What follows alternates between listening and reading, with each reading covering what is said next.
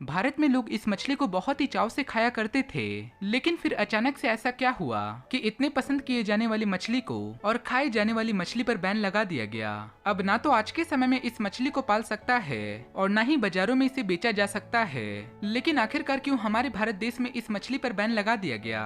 तो चलिए देखते हैं कि आखिर इसके पीछे का कारण क्या था। मांगुर मछली, जिसे वॉल्किंग कैटफिश के नाम से जाना जाता है, और ये मछली थाईलैंड की हाइब्रिड या यूं कहें तो संकर मछली है, जिसे साइंटिस्ट के द्वारा बनाया गया है। इसके प्रजनन और इसके आकार में बढ़ने की क्षमता बहुत ही अधिक होती है, लेकिन ये मछली पूरे दुनिया के लोगों के लिए एक खतरा बन चुका था। सभी देशों में इस मछली को पालने पर पूरी तरह से प्रतिबंध लगा दिया गया, और जिस भी देश में इस मछली को पाला जा रहा था वहीं पर इन मछलियों को मारकर जमीन में गाड़ दिया जा रहा था। पूरी दुनिया के सभी साइंटिस्टों के मुताबिक ये मछली एक बहुत बड़ा त्रासदी का रूप लेने वाला था, इसीलिए करोड़ों मांगुर मछली को पूरी तरह से नष्ट कर दिया गया। मैं आपको बता दूं कि देसी मांगुर मछली मटियाली भूरे रंग की और आकार में छोटे होते हैं, लेकिन वही थाई मांगुर मछली आकार में बहुत बड़ी और काले रंग की होती है। जहां देसी मांगुर मछली का वजन 1 किलो भी नहीं होता, वहीं थाई मांगुर मछली बाजारों में 2 से लेकर 10 किलो तक मौजूद होता है। ये मछली पूरी तरह से मांसाहारी है, जिसके कारण से ये थाई मांगुर तालाब के सभी देसी प्रजातियों के मछलियों के साथ साथ वनस्पतियों को भी नुकसान पहुंचा रही थी। इसका अंदाजा आप ऐसे भी लगा सकते हैं कि अगर किसी तालाब में 150 किस्म के मछलियों की प्रजातियां हैं और अगर उस तालाब में कुछ मांगुर मछलियों को छोड़ दिया जाए तो उस तालाब में केवल एक ही प्रजाति की मछली बचेंगे, जिसका नाम है मांगुर। और मांगुर मछली को प्रयागराज की गंगा नदी में भी देखा गया है। इन मछलियों को इंसानों के मांस से भी कोई ऐतराज नहीं है।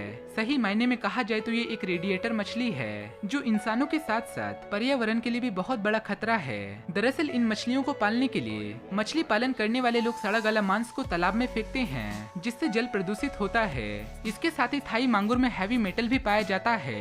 यही कारण है कि इस मछली को खाने से इंसानों में दिल की समस्याएं, डायबिटीज और अर्थराइटिस के अलावा कैंसर जैसे खतरनाक बीमारियां होना शुरू हो जाती है।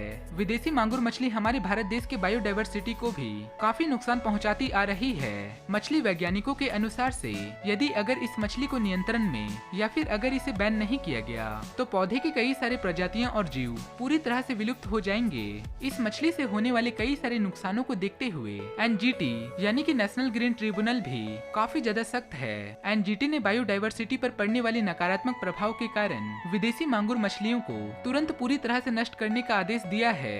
एनजीटी के मुताबिक देश के सभी तालाब और नदियों में विदेशी मांगुर मछली को पालने पर पूरी तरह से प्रतिबंध है। इसके अलावा देसी मांगुर मछली यानी कि भारतीय मांगुर मछली पर कोई भी प्रतिबंध नहीं लगाया गया, क्योंकि ये हमारे भारत देश की बायोडायवर्सिटी और इकोसिस्टम का एक हिस्सा है। इसीलिए इस मछली को पालन करने पर कोई रोक नहीं है। लेकिन ये जितनी खतरनाक थाई मांगुर मछली इकोसिस्टम के लिए है, उतना ही हमारे स्वास्थ्य के लिए भी है, क्योंकि अगर ऐसा ना होता तो आज ये पूरी दुनिया में प्रतिबंध ना होती।